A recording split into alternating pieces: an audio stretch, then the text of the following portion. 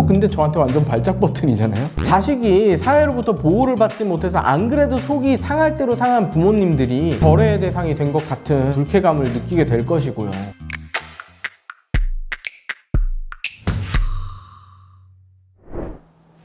안녕하세요. 당신 근처의 변호사 법무법인 명재 이재입니다. 지난 영상에서 제가 왜 대법원 양형위원회에서 아청 성매수 사건에 합의나 공탁을 양형 기준에서 제외하여서 긍부정 어느 쪽으로도 작용하지 못하도록 권고해 놓았는지를 좀 절실하게 체감했던 사건을 설명드리면서 말씀을 드렸는데요. 오늘은 그때 예고했던 대로 최근 저로서는 상당히 납득하기 어려운 판결이 나와서 그 문제점을 다시 한번 지적해 보고자 합니다. 혹시 이 영상 보시고 계신 청소년단체 지도자분들 계시면 법원에 좀 적극적으로 이런 부분 의견 개진을 부탁드립니다. 최근 사건에서는 피고인이 7명이었어요. 즉 같은 피해 청소년을 상대로 특정된 사람만 7명이나 되는 성인 남성들이 성매수를 했다는 겁니다. 첫 공판날 갔더니 정말 저 포함해서 이 성범죄 변호 좀 한다는 로펌들이 하나씩 다 나와 있더라고요. 이런 사건 특징은 거의 대부분 자백 사건입니다. 왜냐하면 초범이면 실형 선고가 안 되거든요. 그리고 옆에 있는 다른 가해 남성들이 자백을 하기 때문에 본인이 입금한 기록이 있다 이러면은 그냥 무슨 부인을 하든 뭔 말을 하든지 간에 100% 유죄라고 생각하시면 돼요. 이거 감히 부인하는 간 큰 가해자 없습니다. 자, 재판 진행되고 재판장님께서 공소사실 인부 물어보셨고 피고인 1, 2, 3, 4, 5, 6, 7 전부 자백. 자, 증거 의견 전부 동의. 검찰이 이제 피고인 1부터 7까지에 대해서 구형을 쫙 했죠. 원래는 변호인들 최후 변론 듣고 피고인들 최후 진술하고 선고기일 지정하고 끝 이렇게 나가야 되는데요. 갑자기 피고인 3의 변호인이 피해자와 합의를 위해서 한 길을 속행하겠다고 하는 거예요. 이거 근데 저한테 완전 발작 버튼이잖아요. 나는 아청 성매수 사건에서는 합의 안 하는데. 자, 피고인 3 변호인이 그 말을 하니까 갑자기 피고인 4 변호인 그럼 우리도 5, 6 그럼 우리도 이렇게 하더라고요. 자, 이제 재판정 안에 있는 모든 사람들이 누굴 본다? 저를 보고 있죠. 일단 재판장이 피고인 이 변호인 어떤 의견이시죠? 라고 하시길래 이 지난 영상에서 언급한 사례를 설명하면서 이 대법원 양형 기준에서도 빠져있고 그 취지는 결국 가해자들이 합의나 공탁 받기 위해서 피해자 측하고 연락하고 피해자 측은 결국 그 합의를 부모가 주도를 하는데 그게 피해 청소년한테 결국 긍정적인 영향을 주지 않는다 이런 점을 제가 설명을 했습니다. 아니, 진짜 아이를 생각하는 부모라면 가해자들 형량 줄여주는 합의할 것이 아니라 가해자들 상대로 민사소송까지 하셔야 될 거고 제가 만약에 그 사건 민사소송 피고 대리 하게 되면 난 청구인락 해버릴 거다 이 얘기까지 했죠.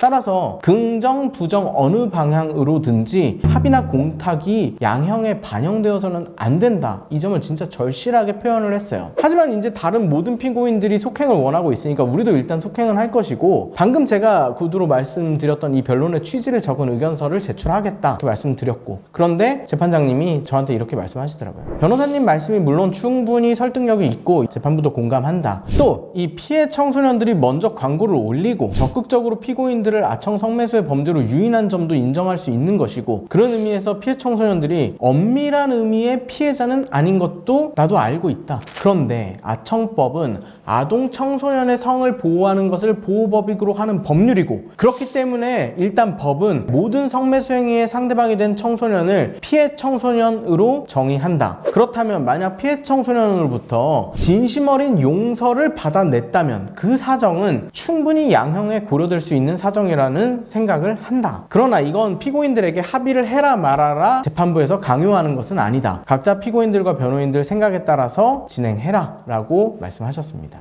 저는 이 말씀을 듣고 일부 동의한 부분이 있었습니다. 즉 어리고 판단력이 부족한 본인이 아무리 유인을 했다고 한들 사회적으로 아동과 청소년의 성을 지켜줘야 하는 의무를 가진 어른인 이 가해자들이 잘못을 한 것은 맞고 자신도 그런 유인행위가 잘못되었다는 점을 인지하면서 피해자가 가해자를 용서했다면 그건 진정한 의미의 용서라고도 볼 수 있는 것이기 때문에 피고인에 대한 형을 정할 때 고려할 수도 있겠다는 그 생각은 맞다고 봐요. 그리고 공탁은 양형에 반영 안 하시겠다는 의미구나 이렇게 저는 받아들였어요. 그리고 다음 공판기일에 이제 출석을 하게 됐죠. 출석 전에 저는 이제 항상 사건 진행 내역을 검색을 해보는데 합의서 제출한 사람은 단 한 명도 없었어요. 즉 피해 청소년의 부모님도 아마 저랑 비슷한 생각이셨던 것 같아요. 합의 같은 거 나 안 해. 내 딸이 그런 일을 당했는데 어른들이 그렇게 하면 돼? 이런 생각이셨겠죠. 그런데 4명이 적게는 수백 많게는 수천까지 공탁을 하셨더라고요. 이 공탁 안 한 3명 중에 제 의뢰인 뺀 나머지 2명은 아마도 지난 기일에서 제 의견에 동조를 하시던 부모님들이 아니실까 뭐 이렇게 생각은 합니다만, 아무튼 저는 이날도 열심히 어필을 했어요. 왜 공탁을 안 하는지에 대한, 왜 합의 시도를 안 하는지에 대한 말씀을 드렸죠. 이게 사실 제 의뢰인 같은 경우에 공탁 하든 안 하든 집행유예 판결 나올 것은 제가 이미 예상하고 있었어요. 그래서 전 주장 밀고 나갔습니다. 이건 잘못됐다. 그렇게 하는 거는 피해 청소년을 위하는 행동이 아니다. 판결은 일단 공탁을 했는지 안 했는지에 따라서 집행유예가 나왔냐 안 나왔냐 이런 사람은 아무도 없고 전부 집행유예는 나왔습니다. 그런데 이 공탁을 한 피고인들에 대해서 원래 선고되었어야 하는 본형, 그러니까 이건 뭐 쉽게 예측하기는 어렵지만 왜냐면 판사님 마음이니까, 그 구형 대비 선고된 형의 비율을 한번 봤더니 공탁한 피고인들에 대한 본형과 집행유예 기간을 전부 다 판사님께서 감경을 해주셨더라고요. 이 말은 공탁을 했다라고 하면 감경은 해줬다는 거예요. 결론은 다 집행유예니까 어차피 효과는 크지 않지만 그 집유 기간이 본형에 따라서 달라지고 혹시 집유가 나중에 실효되는 경우에는 본형이 부활할 수 있잖아요. 제 의뢰인이 나는 앞으로 죄 안 지을 거야 이러고 계시니까 공탁금 쓰지 않아서 제게 고마웠을지는 모르겠는데 저는 좀 법률가 입장에서는 씁쓸했어요. 이런 식의 판결이 지속되면 합의를 했더니 공탁을 했더니 집행유예가 나오더라. 이 범죄가 만약에 실형 선고될 상황이었다면 합의 공탁이 필수가 돼버리는 거잖아요. 그 상황이 되면. 그래서 이런 사건 유형에서 피해자 측에 가해자나 변호인들이 이제 계속 연락하고, 자식이 사회로부터 보호를 받지 못해서 안 그래도 속이 상할 대로 상한 부모님들이 뭔가 거래의 대상이 된 것 같은 불쾌감을 느끼게 될 것이고요. 근데 재판부가 이런 사정을 솔직히 예측할 수 있는데 이런 결정을 한 것은 저는 솔직히 납득하기가 어렵습니다. 제 영상을 혹시 어떤 판사님들 보고 계시다면 앞으로 아청 성매수 사건에 대해 판결을 하실 때 한 번만 다시 고려해 주시기를 정말 간곡하게 부탁드리면서 영상을 마치도록 하겠습니다.